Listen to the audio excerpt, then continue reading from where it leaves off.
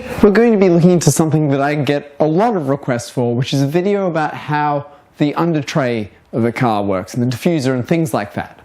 Now, firstly, to just start off with some housekeeping, I got a few suggestions on the last video. I'd like to just show that I'm taking them on board. Firstly, there are a lot of comments that I say now too much. I'm pretty sure I just said it then. I'll try to reduce that. Apologies if I say it too often. And part two was the audio quality, and you may notice I've got a nice little remote lapel mic right now, so hopefully that has fixed the problem. Firstly, let's define what we mean by the under tray. There's a lot of different terms for this, and some people call it the floor, the diffuser. The diffuser is technically only a small part of the under tray. So let's just call the whole thing the under tray. If I use the terms interchangeably, you should be alright with it. To start off with, let's think about why we have aerodynamics on the floor and why they're of use to us. Let's start by considering early applications of aerodynamics such as aircraft. If you're flying along in an aircraft and you come into land, you can generally feel the aircraft sort of is held up by a cushion of air as it comes near the ground. Now the reason this is that as the ground plane approaches the airfoil, which is normally just operating like a conventional airfoil, you sort of get this, it's a very complicated effect, but let's say it's a cushion of air, and you end up with an increase in the effective pressure here, which leads to an increase in wing efficiency. The vortices at the end get trapped better, so you end up with a more efficient wing. Now, let's transfer that concept over to race cars and see where it takes us. Imagine the inverted wing on the rear of our race car like this. If it's acting like a free stream wing, so like the rear wing, we're going to see the air come in, get deflected up, flatten back out again, and you'll see a pressure differential which pulls it down. I've discussed this in previous videos. What happens is that this can only be so effective while it's in free stream air. You end up with big end vortices, and obviously it's only got the air to work off. If we induce a ground plane here that's moving in that direction, as if we've got a road there and the car is moving over the top of it, but you end up with something of a tunnel, a funneling effect, which increases our peak velocity here. Now, as many of you may know from my previous videos, the higher the velocity of the air, the lower the pressure. If we have high velocity air here, we have a lower pressure. That means that we're going to get a greater net force downwards and thus get more grip. But what if we could extend this concept to the entire car? Have the entire car acting like a wing in this ground effect? Well, if we could do that, it would mean that we could generate a huge amount of downforce over the entire car. And this is, of course, what the floor tries to achieve. It tries to use the underside of the car like effectively a wing. It tries to keep this massively low pressure area under the car that sucks it to the ground because it's getting a vacuum-like effect. And that is what gives you your extra downforce and more grip. If we look at old school race cars, old school Formula 1 cars, old school Le Mans cars, you can see that this is actually what they tried to do in terms of harnessing the ground effect. They would create a sculpted underbody with two tunnels going on either side of the driver's cavity, and that would then basically produce the ideal wing shape we were talking about there. And they could make full advantage of this. And of course, by shifting the position of this gradient to match the parts they had and everything like that, it meant that they could change the center of pressure. Unfortunately, with a lot of these ideal designs, the center of pressure can end up quite far forward, and that can be stability issues because you always want to think like an arrow effect. You want your center of pressure to be behind your center of gravity. If your center of pressure is far forward, your center of gravity is far backwards, you're going to have a bad time. Let's fast forward a bit to modern F1 cars, which have higher noses and these flat floors with a rear diffuser. Firstly, let me just say that this is not the ideal shape, and the reason why F1 uses it is because it's mandated. Don't look at an F1 car and assume everything on it is ideal and exactly what you want if you had unlimited rules, because they are largely working around the rules that they've been given. So just keep that in mind whenever you see an F1 car, and don't assume what they're doing is the best. It's the best that they can do, it's not the best. Looking at this flat floor, the whole purpose of the high noses when they raise up from above the ground is to try and funnel air into that floor. Now, of course, the FIA mandates that flat floor section and it has a step up to the sides. But by adding rake to the car, you can get an effective expansion along the entire section of that flat floor. So you'll still be getting that ground effect as if that was a wing profile. Then at the rear of this raked up flat floor, you have an actual diffuser profile. Now this is something that everyone is probably quite familiar with. You see diffusers on all sorts of things, from the fake ones that do nothing on like 86s and stuff, to more realistic ones on supercars and things like that. And I think it's important that people understand what the diffuser itself actually does. So let us consider for a moment a duct with airflow coming in like this. It starts small, then it expands large. If we look at this flow here and this flow coming out here, they have to be the same mass flow in and out, or otherwise the system is imbalanced and can't exist unless it's compressible flow. If this flow is passing a certain amount of mass over a small area, and this flow is passing a certain amount of mass over a big area, you can easily see that the velocity here has to be higher in order for it to pass that mass, whereas the velocity here must be lower because it's got a much larger area. Remember what I was saying about making sure that the velocity is as high as possible to get the pressure as low as possible? Look at this. Velocity high, pressure low. Velocity low, pressure high. Let's go back to our car now. Taking a close-up look at just the end section of the floor and the diffuser on the car, we can see that the velocity is very high here. Now this looks a lot like our duct. The velocity is high here, velocity is lower here. Well, that's what we're trying to achieve anyway.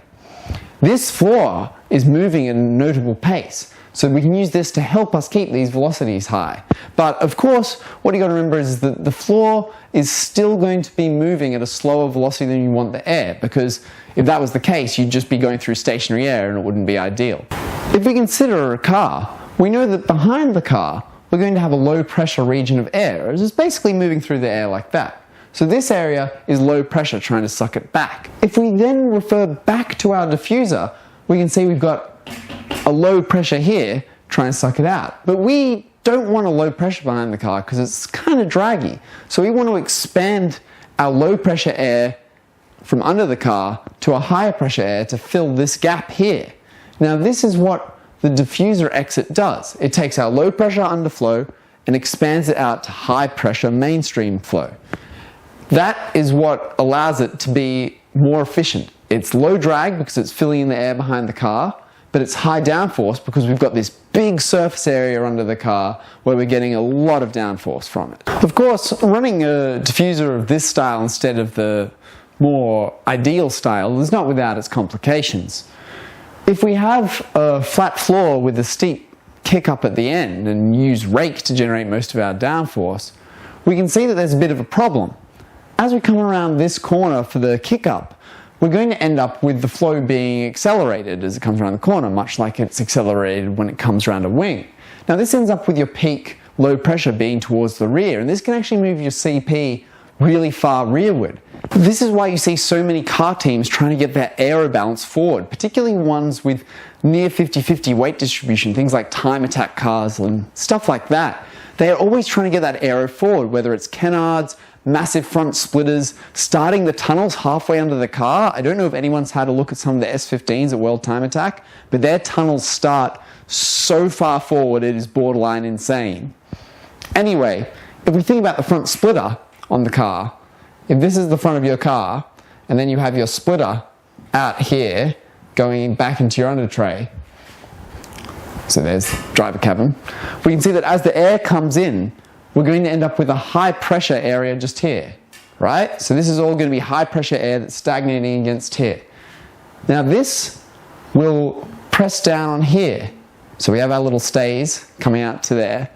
And this gives us a lot of front downforce. It shifts the balance of the downforce forward. It's not so much that it makes a huge amount more than having an ideal diffuser, but it splits it, sorry, an ideal under tray, but it gets that forward. And in a lot of cases, you need the balance more than you need the absolute downforce.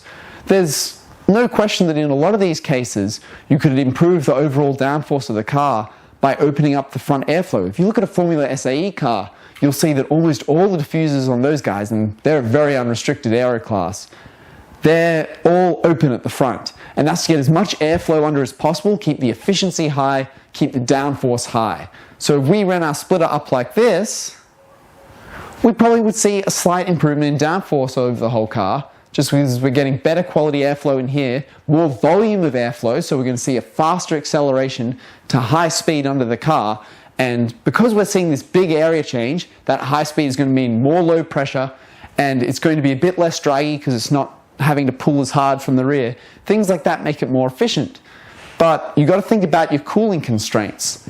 This blocks off cooling. This also means that you've got problems with the balance, like I had mentioned earlier. And all that has to be factored in when designing your aero package on your car. Now that I've explained some basic examples and basic principles of how it works, let's go through some case studies of parts that I've seen all over the internet and people buy, and some of them work, some of them don't. And I'm just going to go through a few basics on those of what you should look out for, especially if you're planning on buying a part or making your own part for your car. So if we look here, this is a diffuser on the rear of a car. I believe this is a Voltex, and this is kind of weird because I've seen Voltex make some really well-designed stuff, but this is not up there with it.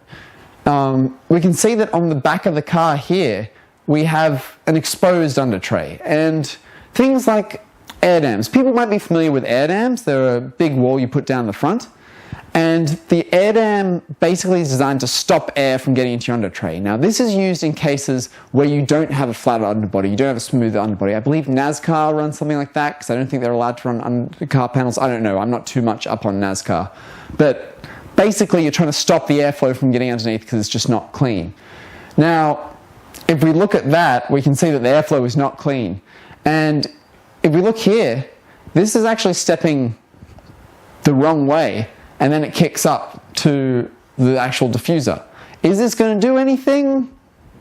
It might do something, but we're talking like fractions of a percent here. It might slightly help with filling the rear of the car, but you are not going to get any downforce off that. You've got no floor to pull off from.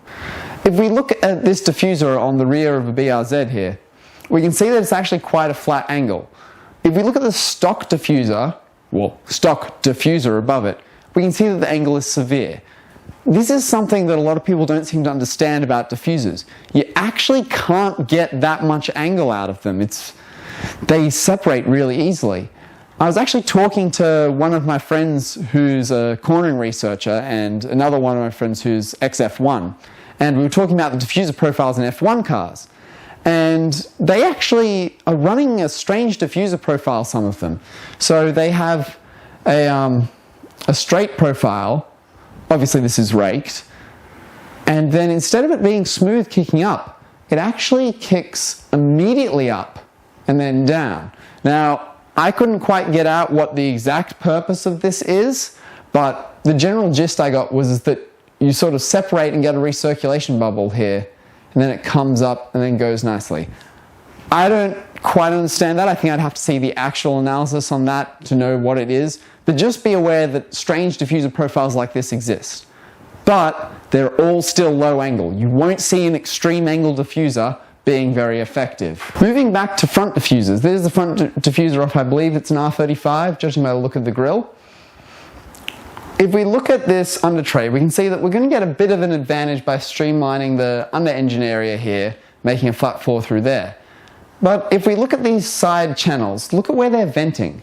This one here vents almost immediately into the tire. Now, if you're sort of diffusing your air up and then it's hitting this high pressure area on the front of your tire that's very turbulent, are you really getting an advantage here? Not really. But it's going to be a little bit better than stock just because it's streamlined here. And also this interior bit seems like it may actually be going somewhere. But if you can, try and avoid venting a diffuser into a tire or anything like that. It's really not going to do that much for you. This is how a front diffuser should be designed. This is actually a diagram, I believe it's from Mulsanne's, I'm terrible at pronunciation, Mulsanne's corner, and they basically, this is a diagram of a Toyota GT1, I believe, and this has the front diffuser, which basically pulls off the front, then vents out the side bodywork. Now, if you kind of look at this, doesn't it kind of look like a front wing hidden inside bodywork? That's kind of what I'm seeing here, and no doubt that's what they're trying to do. And realistically, this front diffuser is just a way of moving that balance forward, as I talked about earlier. And there's probably some degree of rules workaround because they've got to have bodywork and things like that. So front diffusers are really just a workaround more than what you should ultimately aim for. Just as a final technical note, I want to talk about sealing the underbody and different ways of doing this. If we think about F1 cars, they often talk about sealing off the underbody, and of course, they don't have the bodywork to do this. If you look at the side of an F1 car, their ground clearance is actually like surprisingly high, yet they still generate enormous amounts of downforce. Now, how is this possible? Well, let's have a look at the geometry of an F1 car, shall we? As you've probably worked out by now from what I was talking about, floor efficiency is very dependent on ground clearance, and that's for multiple reasons. You don't want it to choke. If it gets too close to the floor, it's going to get a blockage effect up, and that will choke the flow. That's a bad idea. You're going to end up with problems there. The same thing can happen with front wings. If a front wing gets too close to the floor, that can choke on the underside. It will store the rear of the wing. Generally not good. So, with that in mind, we need a certain ground clearance, but the further we move away, the less effective ground effect is. And that means that as it gets further away, we can end up with vortices coming out from around the side and airflow generally getting sucked into that low pressure area, making it higher pressure. And obviously the higher pressure it is, the less downforce we get. Let's look at our F1 car now. We can see that on the front wing there's multiple locations where vortices are produced. We have on the inside here a vortex is produced known as the Y250 vortex. It's a mandated center section of the wing. They produce a vortex off the inside. We also get vortices on the outside of all these pieces here. Basically everything on it produces a vortex, but these are the important guys for now. This Y250 vortex, many propose that Red Bull's dominance was due to their successful control of it, and let's have a look at what that means. As this vortex comes off, it moves down center, obviously behind the tire, and then you'll deflect it out and around the side. Now this vortex, look at the way that that's shaped. The vortex is spinning this way. So they're spinning that way along the length of the car. Now if we look at the way that vortex is drawing, if we imagine it spinning along here, it's trying to pull airflow that way. So if we can spin this vortex all along here, we can get the airflow out there. That will stop air moving under the car, even though the car does not have sealed sliding skirts like many old school ground effect cars. Basically, what we are doing is using the vortices to provide bodywork where there is no bodywork.